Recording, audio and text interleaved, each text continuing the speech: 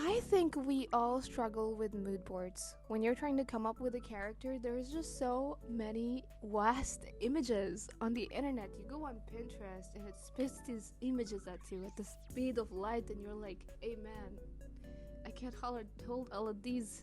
Please slow down. And then Pinterest somehow still keeps throwing those images at you. I think there is an overflooding of information. And so because of that, it might be overwhelming to make your own mood board. And there's many ways that you can fix that. The easiest way is probably look for mood boards in the search bar so you don't have to collect images yourself to make the mood board. But there's another way, and I'm here to talk about it today. Hey guys, my name is Blue and I make art videos almost every day because it's my obsession. I'm crazy about it. And in today's video, I want to talk about how you can make mood boards easily without giving yourself a panic attack, because I know you're sitting there on your computer, on your tablet, with at least 40 images on hand, shaking like a dog. And I've been there, so I'm here to tell you that's okay, that's perfectly fine. It's not a big deal. We all get distracted. We all want to make the best character ever, so we just collect all these images thinking we can just squeeze them. Take one detail from every image and put it on your character. And you know what? People actually do that. People will have multiple images, more than 6, right? Because I'm advocating for 6 images today because I think it makes your work a lot easier. But I know in industries, people will use like a whole page. They'll like make a directory for the references, and that's great because their projects require that. But when you're drawing for fun, or when you're even doing commissions, I think there's an amount of references that suffice, especially when you're given a description and you need to come up with a character, or like you're making your own character from your own description. We all know that it needs to exist first, and when it's just trying to exist, you don't need to have 1,000 images. Sophia, it's okay. You can chill out and paint your nails and work with just 6 images. And those 6 images are actually very important. And so we're going to talk about what kind of images you should put in your mood board to make it easier for you to draw your character. And the first one, no one told me.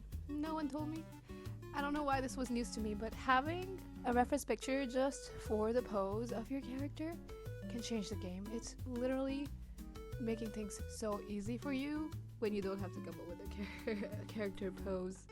I didn't know that. I would just try to draw a stiff body every single time I'm making characters, and that goes old really fast because as someone that draws every day, it really does something to you when you look at everything you've drawn in the week and it looks like the exact same pose. That's not growth, that's comfort zone, and that is the killer of creativity. And I always try to look back and see the similarities and try to make myself better, and that's something you guys should do too. If you feel like you've been drawing the same thing, the same pose, whatever it is, definitely notice it. Definitely go back to your art that you've been drawing and try to see the areas that you can improve. For me, it was poses, and mood boards can fix that. So one of your images in the mood board is purely reserved for the pose, so you don't have to spend too much time daydreaming. It makes stuff easier, it helps you visualize better. And also, sometimes there's going to be elements that you want to add on your character that require a certain pose for them to show. Sometimes maybe you want your character looking to the side, maybe they have an earring, maybe they have a scar, maybe they have a tattoo on their arm that you need showing, or their back.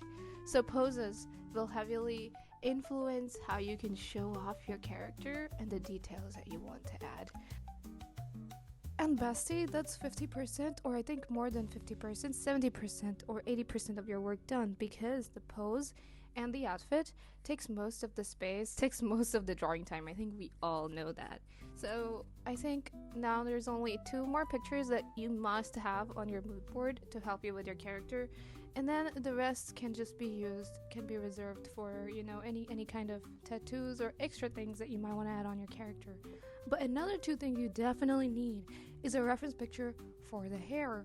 It makes it, trust me, it makes it so much easier when you have a reference pic. It doesn't feel like, most people think that they can draw from memory, and a lot of people can, but things are a lot easier when you use reference picture.